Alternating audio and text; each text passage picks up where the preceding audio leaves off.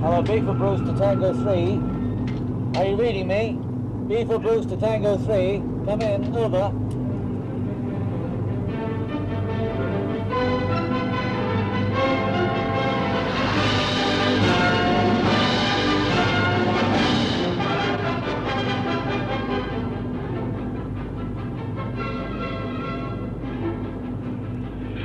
Bearing Z 03524 on the port quarter.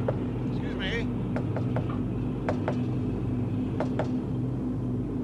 Mr. Lacey, can I come in?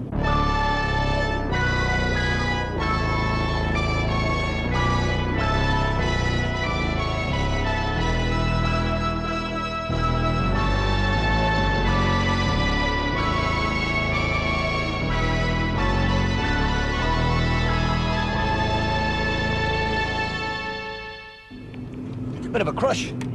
Yes, it's nice to have somebody here. Thank you very much. It's a very lonely life. Where are we off to then?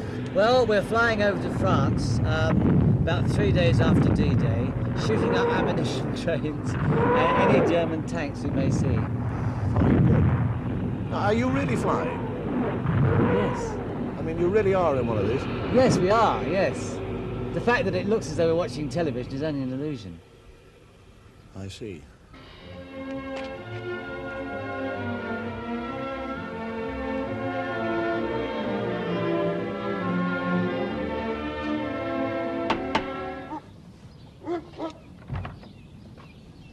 Oh, hello. Good morning. I wonder, could you tell me, please, where a Mr. Alexander Wortley lives, please? Alexander? Oh, yes.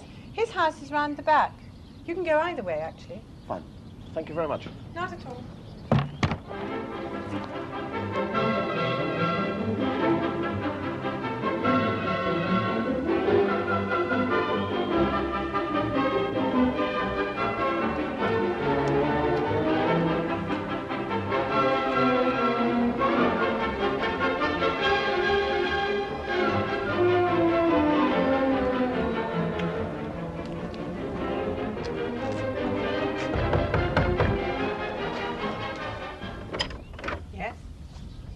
I'm looking for Mr. Alexander Wortley again. Oh, well, I'm sorry. No, this is wrong.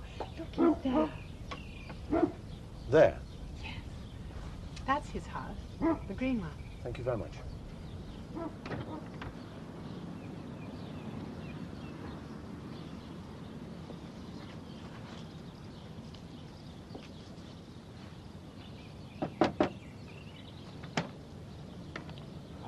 Good morning. Good Mr. morning. Alexander Wortley. That's it. Stuart. Alexander Stuart Wortley. How are you? Nice to meet you. My name is Dave Allen. Oh. I've had a bit of a job finding you. I didn't realize you lived in a little house like this. Yes, try to live here. How long have you been living in here? Well, I should imagine 25 years. 25 years? Yes. It was built by reals, some of this stuff. Yeah. Real, it's a real box.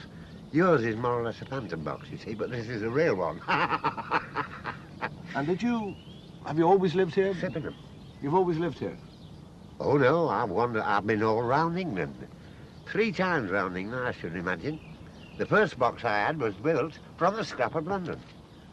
And I walked round all the counties of England with it. And you lived in it? Yes, the scrap of London. How did you pull it, or did you have a pull? Oh, I pull it. If you see the wife, you pull yourself. See the idea? Yeah. How long have you been staying stationary? Oh, I've been here 20 years, maybe. But I used to be at the convent before this. Yeah. Next door at the presbytery. Well, tell me, why did you give up travelling then? Well, I mean, have you seen I haven't got any wheels on it? Yeah. That's one reason why I gave over. But also, of course, I'm 74 years of age, which pulling boxes and things, it get beyond you. Now, you do your own cooking in here? Yes. All your own cooking? Oh, you yes. sleep in here? Yes. Do you wash in here? Oh, You- yes. you Bath say- in here, I do. You know, I have a rub down, what they call a rub down. What about your bed? Where's your bed? Well, there's this, of course, is it's really a bus, but the original bed I had for this box, it came from Oxon. Yeah. What they call it, it's Whitley. No, it's not a very big bed. I mean, how do you lie down there? Oh, I can't really lay down. I put an extension for the feet, as you see. Can I see that? Yeah, yes.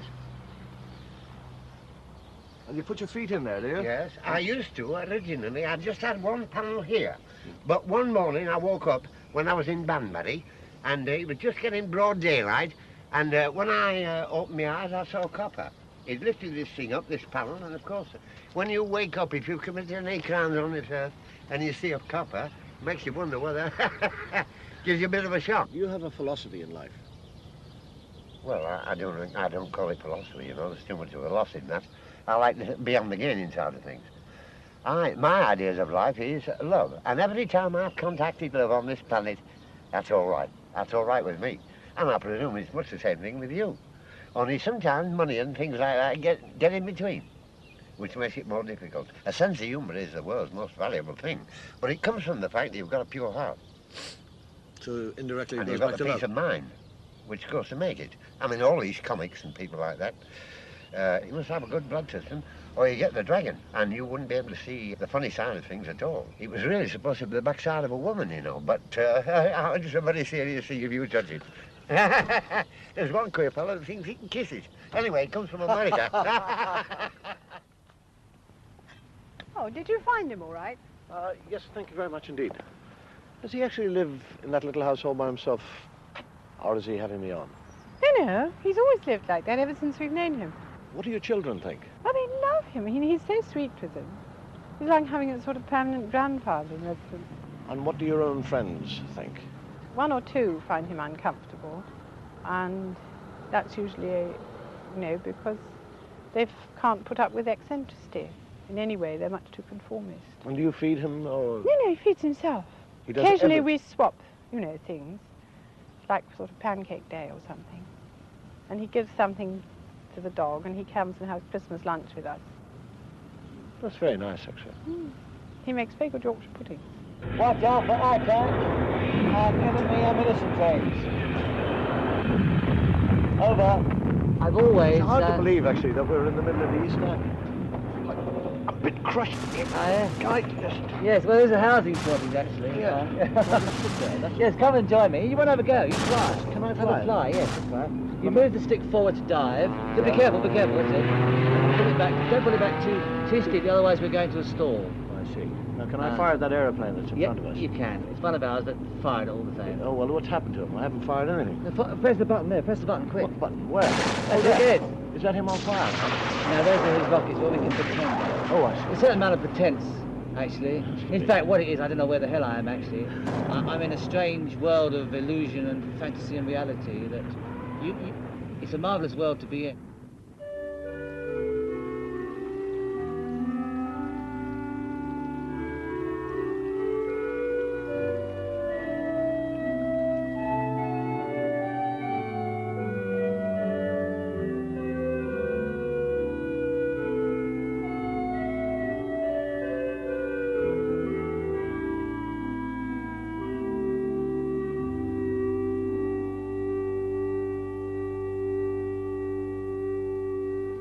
When the tempter came to him, he said, "If thou be the Son of God, command that these stones be made bread." But he answered and said, "It is written, man shall not live by bread alone." Adventure, either physical or spiritual or mental, it's surely an essential in the life of anyone who is to be truly alive, because life can be oh so dull and so grey and so mediocre and so small and so inward looking in this day and age,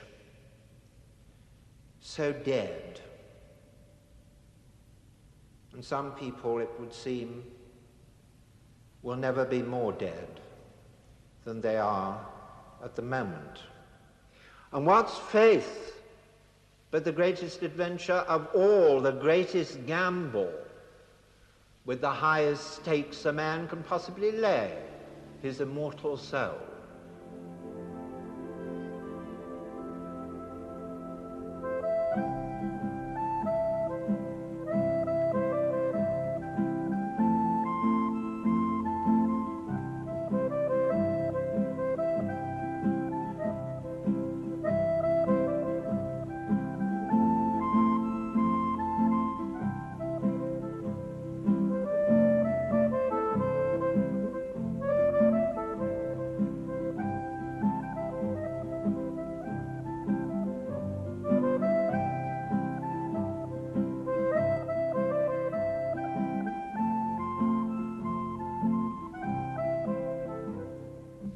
The important thing is the wide horizon.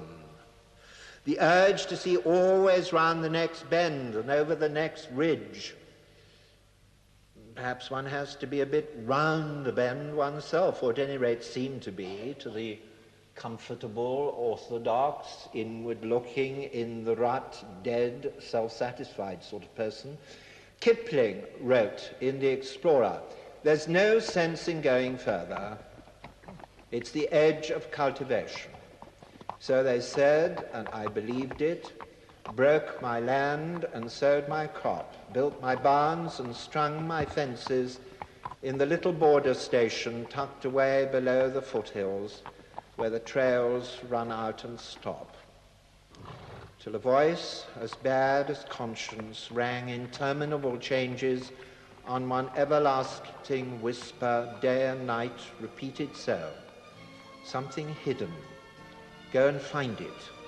Go and look behind the ranges. Something lost behind the ranges, lost and waiting for you. Go.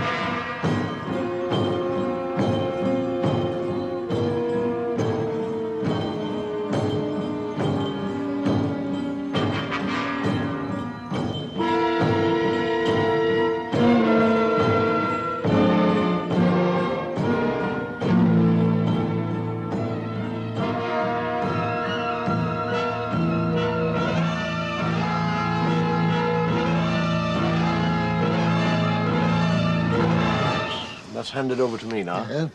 Is there any kind of word said or anything? No, of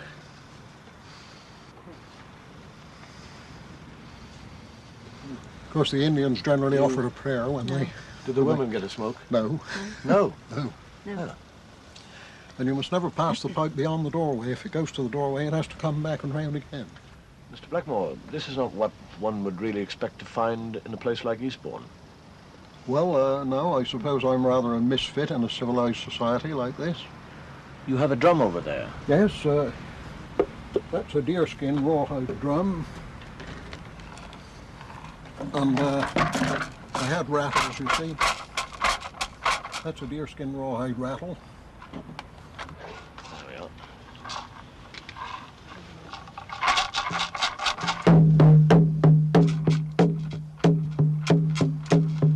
They have songs? Yes, oh yes, songs for all occasions. Do you know any songs? Yes, there was one called the Leader's Song from the Omaha Indians. That was composed by an old Omaha Indian chief once when the Omaha Indians were going on a friendly visit to their old enemies, the Sioux. They had in some way managed to patch up some sort of peace between the two tribes. And there were these Omaha Indians all in their most beautiful costumes riding down toward the Sioux Indian camp on a friendly visit. So as they rode toward the camp, the old chief composed this song. And as the people learned the words and music, they all joined in, sang this in a great chorus as they rode toward the Sioux Indian camp, hoping for the best and hoping that they would be received as friends. The words of the song actually mean, we're advancing, we are moving toward you. The Almighty Father alone decides the destinies of man. Shoop the other he undone by go ho. Shoop the other he undone by go ho. Shahans in Gahadi the way namsin undone bagahi. Wakanda hidig than be the he though. Undone bagahi. Shahans in Gahadi the way namsin undone bagahi. Wakanda hidig than be the he. Lovely. When did your interest first begin? Well, I know I was interested in Indians as long ago as when I was 9 years of age. That was 66 years ago. And, of course, they're such an interesting people that once you begin to study them, there's so much of it that it just gets you and you can't give it up. More and more to it as you go along. And Mrs. Blackmore, when did you become interested in Indians? Well, when I met my husband. That was in 1920, yes. Well, we married in 28, but it was a bit 2 years before that.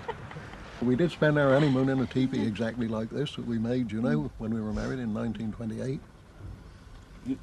You went for a honeymoon in a teepee? Yeah, yes. It was exactly like the this, same as but this. yes. And you cooked in it? And Oh, yes, yes. It was miserable weather at Easter and cold and rainy in places, but... I suppose the love kept you warm anyhow, yeah, didn't it? we had a fire in the teepee day and night, you see, too, which keeps the ground nice and dry in the teepee all the time you're camping in it like that, you know. You've both been adopted into the Sioux tribe. Yes, well, Curly wasn't actually adopted into the nation as I was, but she was adopted by the grandson of Sitting Bull. He adopted her as his sister and gave her the name Wahilutawin, which means red leaf woman. Red Leaf Woman? Yes. And what is your Indian name? Well, he gave me on that occasion the name Tatanka Washte, which means good buffalo, you see. But then the next week he officiated at my proper adoption ceremony into the Sioux Nation, and there I was actually adopted into Sitting Bull's family and given Sitting Bull's first boyhood name, Hunkeshni, which means slow, deliberate or thoughtful. They said when Sitting Bull was quite young he was so thoughtful and deliberate in everything he did that that was his first name, Hunkeshni. It's not what we consider to be slightly jokey. Oh no, they're very, very serious about it, and they are a very, very sincere and honest people. I mean, lying and stealing were two things absolutely unknown to them. In all cases, when the Indians when the white men met the Indians always greeted them as friends and did all they possibly could to help them, unfortunately for themselves.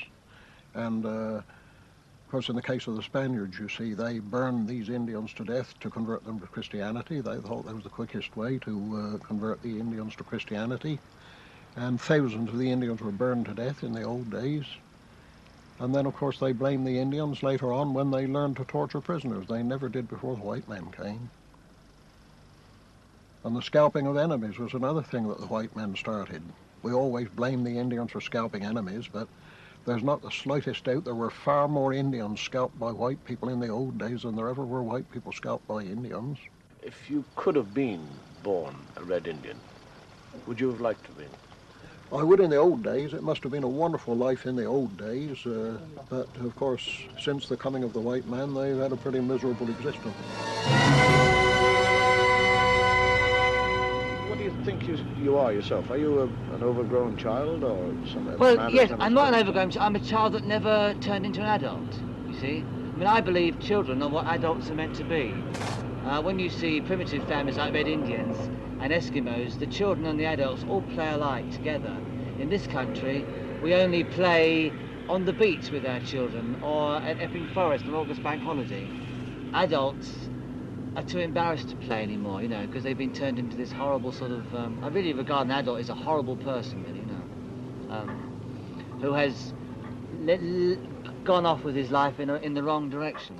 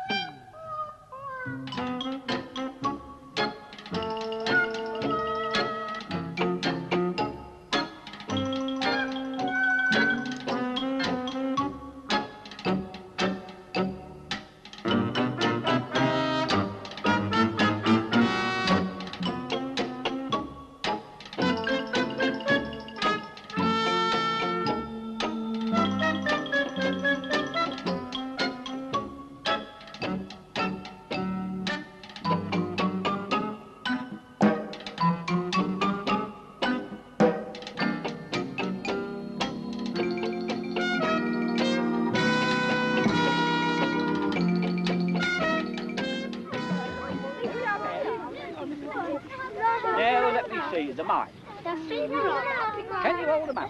Now, where are all the others? Can you hold them out? Oh, let me get them all on the umbrella. You know who they belong to? Go carefully. Here's my left. Now bring your mice to Snowy. Oh, bring your mice to Snowy one at a time.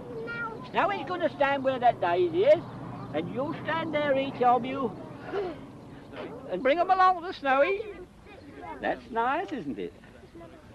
Snowy, tell me, how do you live?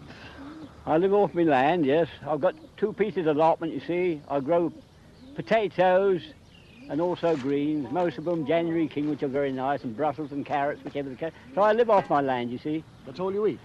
That's all I eat. I eat like the rabbits, you see, vegetables, you see, and I don't drink nothing no stronger than water. If you could change the world, Snowy, oh, in some dear, way, that'd be a problem. what would you do? What would I do? Oh dear, I shouldn't have so many cars on the road. I'd ever feel more of these old carts. You don't so like you had to shove them, you see. I mean, today, you see, they just jump in a car and press a pedal or something here and they go, you see. They don't see the countryside they don't see all the lovely trees and that, same as I do. And, well, if they see them, they wouldn't know what they're there for, you see. They don't know nothing, only pleasure and riding about in cars. Well, that's my opinion of it.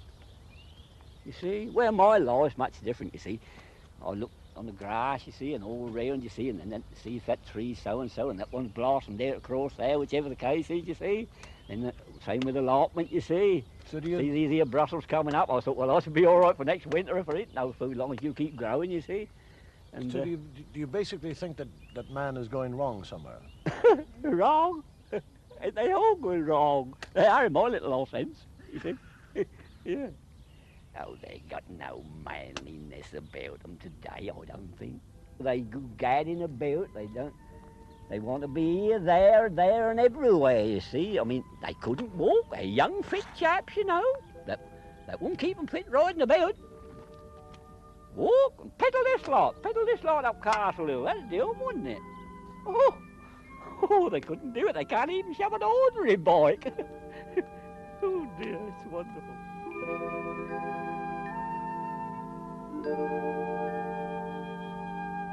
I think actually we might as well get out because we're about to land anyhow, aren't we? Yes, okay. Can you turn your machine gun on? Yes, we're landing. Right, look, let's say we've landed. Right. Okay? Now what sort of procedure do you have to go through to land? Well, we've got to slide the cockpit open to get out. But unfortunately, the sliding mechanism is broken. So that may be right. I think my back is as well. Oh. It did slide open, but it's all got rather stiff. Now, if you don't jump out through that gap. Fine. Remember, we are on the ground. Give me some long way down. Right. Okay. All right. I just put some lights on. A night flight, was it? Yes, it was. Because during the war, we never had things like tape recorders. Like now, I can switch this on, you see, and get the sound of an aeroplane. Yeah. I had to do it all with my own voice box, you see, like. And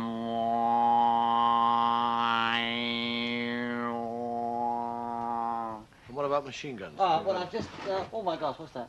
No, machine gun. Of course, we never had anything to produce a machine gun during the war, but I've got, with my simulator here, I can produce it like that, you see. What other dreams do you have? Well, this year is going to be my great dream. I'm going to be a pop star. I'm going to appear on Top of the Pops with Jill, my wife, with her own number, you know. As I'm getting older, it becomes more difficult to be a pop star, you see. But now, we've got all sort of super wigs and makeup. No one will be able to tell how old I am, you see, under all the makeup and stuff. So I've made this keyboard here, this organ, and I'm writing songs, and I've produced a unit that will actually harmonise with my voice, but it needs perfecting a bit, you know. But shall I play you a little bit of... it sounds a bit like music, which is really amazing, as I've never been able to produce anything that sounded like music before. Let's look at that. And I've got a rhythm machine here, look. See?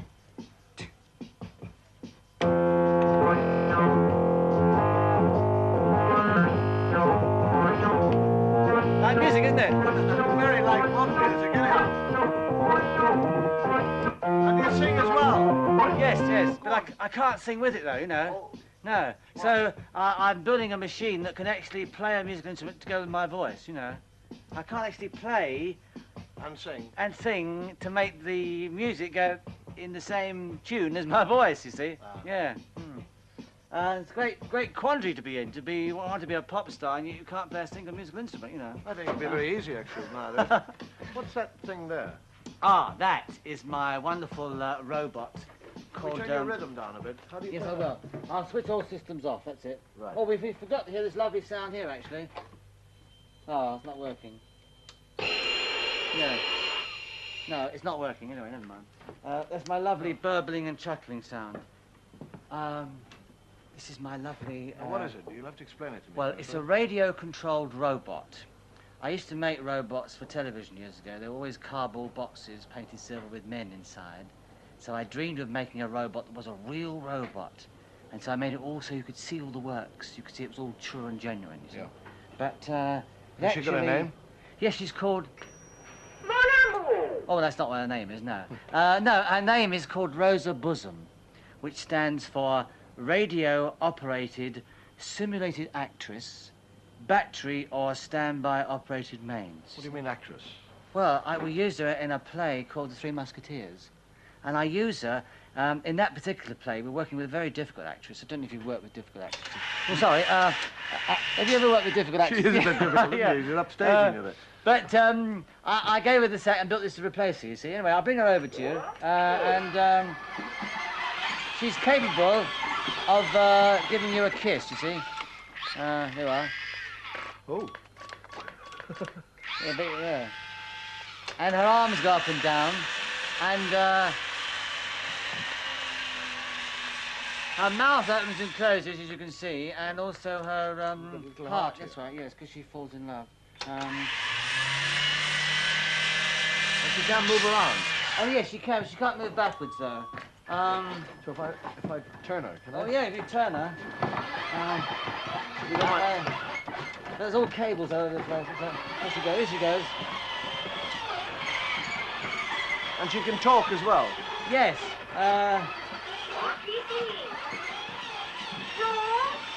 Je t'aime, mais c'est l'enfolie. Si le roi sait bien que tu es dans ma chambre, She needs adjusting. tout sera perdu. To what? Well, I mean, her lips weren't closing very well. Actually, she's on the same frequency as the cheap Japanese illegal walkie-talkies, you see. And if there's a child in the neighbourhood who's actually playing about with one of these, see, you whistle. Press the button and whistle. What? Press that button. You've got to hit the right note. Hey! That's marvellous. What else have you got in this kind of Aladdin's cave? Well, let me think. Oh, God. What's in the back there? I mean, you've got other rooms. Oh, in there. yes, out the back there. I call that my memory room. That's all the things from my childhood, all my toys and dressing up clothes. And I got boxes of hats and boxes of shoes. I've got a full set of Japanese armour there. And, What advice would you give to me? I mean, you were talking to me about my dreams. What advice? I represent a fairly kind of Yes. standard, normal, I would think, person. Well, I would say give up any job that brings you some sort of regular income, you know. Yeah. And then just think very carefully. You need to take about a year off from all the pressures and things that you're doing. And just think, what would I like to do most in the world? Now, that might mean doing that all day. It might mean blowing bubbles.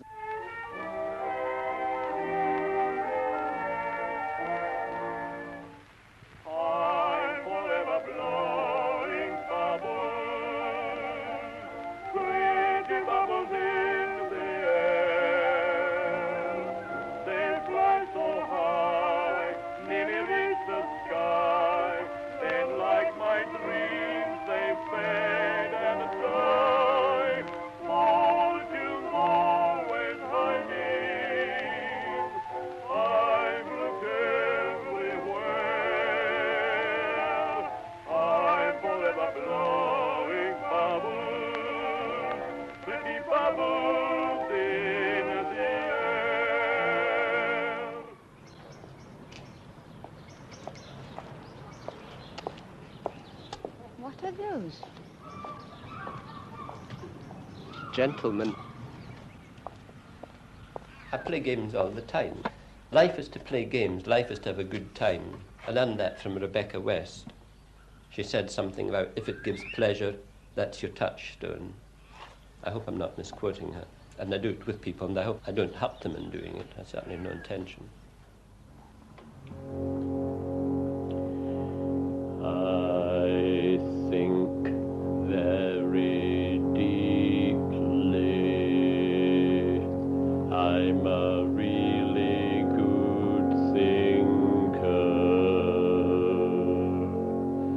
People don't bother me much. They can see I'm using my mind. Watch my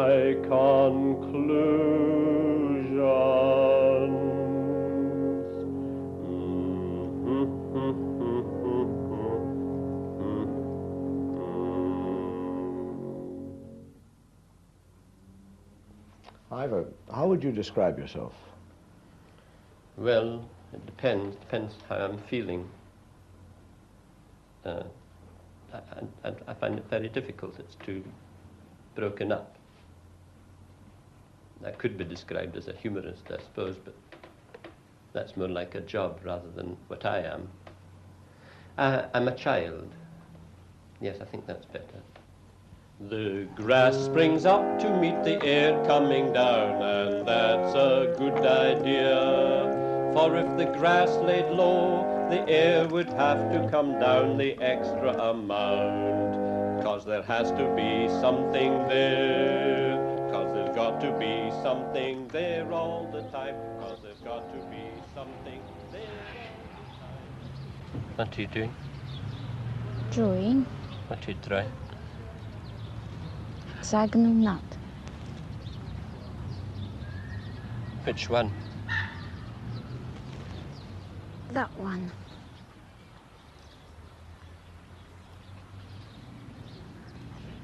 Why aren't you drawing the flamingos?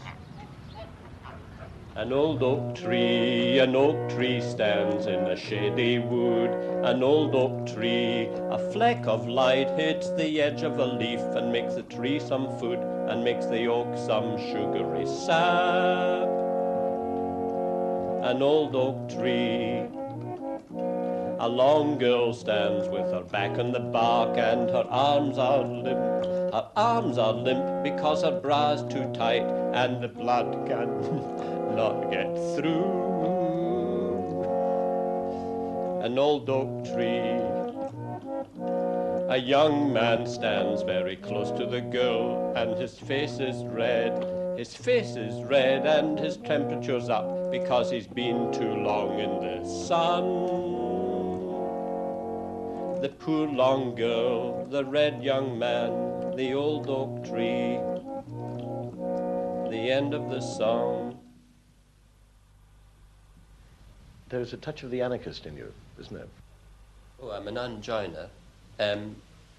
In the sense that a child is an anarchist because he doesn't know any bosses. He hasn't discovered that there are things like people you've got to obey or ideas that you've got to obey. I must say I like pushing the boat a little, yes. It's my pleasure. You know, they have tape recordings at the zoo about the animals and they're very full of good information, but not completely to my taste. And I thought, not that I could do better, but that I could do differently. And I made a tape recording and I took it to the zoo and hid it close to one behind a bag and waited till there were enough people in the giraffe house, and then I switched it on and it went something like, this is an animal. It has 4 legs, one at each corner, to keep it up off the ground. It helps it also to see the people who are looking at it over the barrier. The animals stay there till 6 o'clock when the people go home. Then they repair to the cafeteria where they have a slap-up feed and a dance and form some very interesting relationships.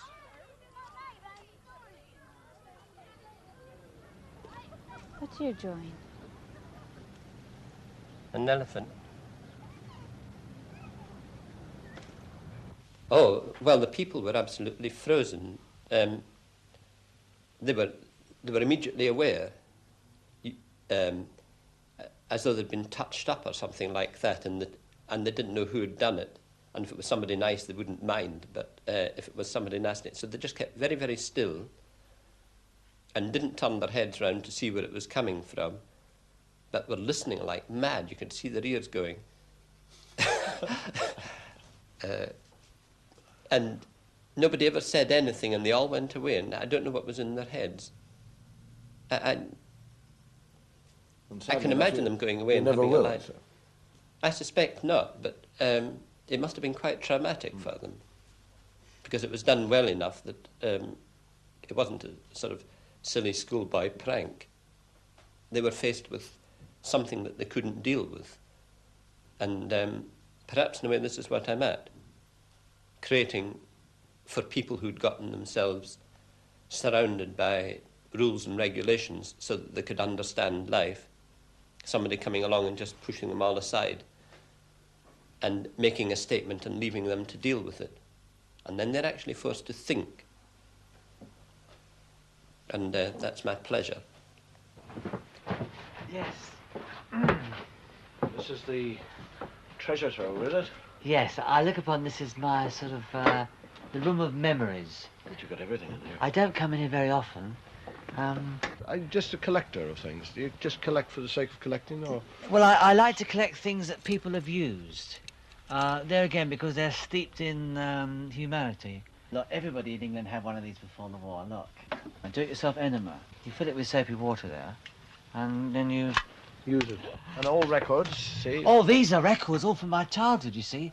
These are all the old 78s we used to play every Saturday night when my mother and father used to have parties. What sort of music is it then? Well, you know, the sun has got his hat on, hip, hip, hip, hooray, and... Don't stop, go on. No. Oh, in 11 more months and 10 more days I'll be out of the Calabaloo. In 11 more months and 10 more days they're gonna turn me loose. And songs like, my favourite one, which I made a record of years ago actually, is Sleepy Valley, you know. Everybody loves a fireside, a picture sitting by a fireside in a cozy little home you can call your very own. There's a place called Sleepy Valley, let's go down to Sleepy Valley, and so on and so on. But it finishes off with roses round the door, babies on the floor, who could ask for more in Sleepy Valley? Come on. Morning. Come on. Come along.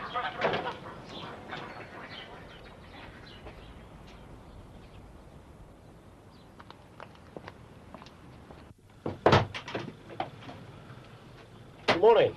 Good morning. Can I come in? Yes, come in. Thank Sit you. down. I guess I've got 1 o'clock from St Pancras coming down. Comes down through here 1-8, so be through here in a minute, be able to see it. 1 o'clock? 1 o'clock from St Pancras to Leeds, Bradford. There he is, just going through now.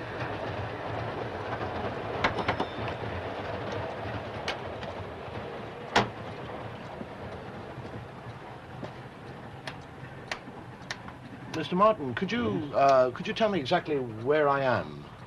Well, this is about 5 miles from St Pancras in imagination. You see, we run this line on the Midland, you know, the old Midland from St Pancras. So this is, we run as they were before the war, you see, 1938, before nationalisation, and we've tried to run all the trains that used to run from St Pancras, and that one, I believe, is still running, actually. Of course, this is all in steam days, and we've tried to recreate the steam age.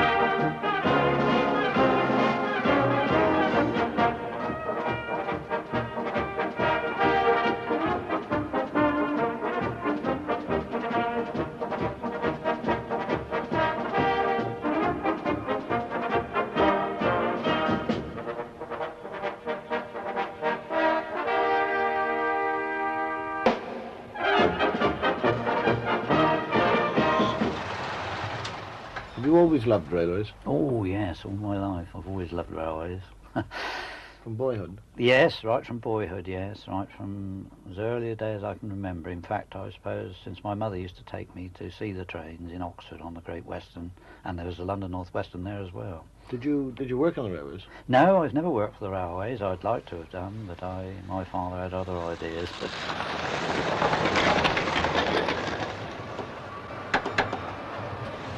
One or two railwaymen who've been here have measured it, and they say we've got between 2,500 and 3,000 feet of track. Of course, every down train's got to be an up train sometime. So you've got two loops, you see, haven't you? In actual fact, a train will go, say, to Carlisle, while the engine will be taken and put on the other end, probably come back the following day. So that that train you've seen go down, I can actually tell you when that comes back. Now, you've seen it go down there. I saw it go down. Yeah, you saw it go down, and it went down at 1:25. Well, that comes up at 4:03 this afternoon. In other words, you'd have to be here now till 4 o'clock this afternoon to see that same train come back. Well, let's see, there's 3, 6, 7, 8. There's 9 trains or 10 trains on the main line in front of it. They've all got to be moved. You mentioned that your timetable is a timetable from St Pancras in 1938. Yes, that's right. And from that timetable, you've built the whole system. Yes, exactly. You built the line round the timetable, you see. We didn't run all the trains. Excuse me a minute, just put these signals on.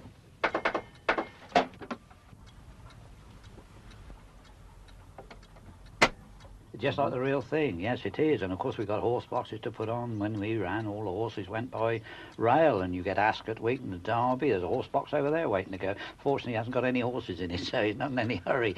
But it's empty one, you see. It's got to go back to Newbury, and it goes down over Acton Junction, you see, back down over to the Great Western. Eventually it will, when it's a convenient time. But of course, if it's got horses in it, it's urgent. You've got to see that it gets on the right train. And it takes time to put these on a train. It takes as long as it does on the railway, really. Do you run Sunday trains, excursions and things like that? Yes, we do. And of course, like Easter and Whitsun and times like that, about a week before, Lou and I will get together, you see, and probably some of the other railway chaps here, and we'll work out a timetable for Easter, you see. We'll say, well, now, we shall this Easter. We'll probably run perhaps 20 or 30 special trains. Well, that's lucky. There's a scenery van. Now, that's a van built specially for scenery. Very little of it done today. The scenery folds up more or less now, but in the old days, there had to be an end door. In other words, these doors opened and they could slide the scenery in. So you backed it into a bay platform where there was where you could put the scenery in at the end. They run on Sundays, and that was on last week. That's Pirates of Penzance, say you are. Pirates of Penzance to Leeds. Got back now, you see. It's come back during the week. Now, if there's anything this week, it'll be there, won't it, ready to send it. We run every day. If you've got all this electrical stuff, and we've got an enormous amount of stuff, you see, and it's like a wireless set. If you put it in the cupboard and forget it for a month or so, it won't go, probably. Well, electrical equipment is like that. The more you use it, the better it is. So we run every day. Well, now, my wife gets relief. I mean, I don't mean we run all day, but we run at least 2 hours every day, probably some days 3. If it's a wet day, we run all day. But of course, in the summer, we got a lot of land, and there's a certain amount of work to do on the land and that, and the garden to see to. But in the winter, we put in an enormous amount of time, and we get through the timetables probably in about 4 days. That means you've run 24 hours, doesn't it? Because you start the clock when you come in here, and when you go out, you stop it. So that in the course of 24 hours, you've run a complete service, and you start again. Do you go on strike? Yes, we do. Yes, we do. We don't with everyone, but there was a go-slow quite recently, and we were working to rule here for a time. And this, of course, delayed all the trains, as you can imagine. See, there's the parcel, What would be your main trouble here? Mice, field mice. Mice? Yes, they move in September. It's very warm in here. We've got central heat in here. We haven't got it in the house, we've got it in here. And they all move in, you see. And it's not, I don't say it's every time, but quite often we run the first train, a couple of mice, you saw that tunnel down there. And, well, a couple of mice have come out of there in front of the train and dive under the platform. See, when we built it, we didn't think of mice, and so the platforms are hollow. They've probably got nests under there. We've never had a look. And they steal the passengers, you see. We had to glue everything down. My wife brought a little permanent way staff, about 8 workmen back from London with these little model workmen. You see, we used to have them working on the line in different places. But now they have to work in the same place all the time because we've had to glue them down, you see, because the mice stole them and hid them under the platform. They were missing for over a year. We couldn't find them. And the mice are just, because they're not very heavy, you see, they're very light, and they took them and they were just mischievous, I suppose. They never ride on the trains, do they? I've never seen them on them, no, but we've often seen mouse dirts on the top of the carriages. You can't let them go like that. We're very fond of animals, so we never put poison down, wouldn't do a thing like that. Well, we told the mice you can help yourselves to the corn that the chickens have and so forth, but you let the wires alone, and so far, So far they have. in 15 years they have, yes. Let's hope they'll continue to do so. I believe in this. You tell them this, they seem to behave themselves. Do you ever get bored with it? Never. No, they say life begins at 40, but 60 for me. I retired when I was 60. 14 years, well, nearly 13 and a half years of great joy and happiness, you know, and every day seems, we always say tomorrow will be more thrilling than today, and it usually is. Sweet and blessed, like a bluebird's nest in Sleepy Valley. Love is everywhere, happiness is there. Love beyond compare in Sleepy Valley. All of my friends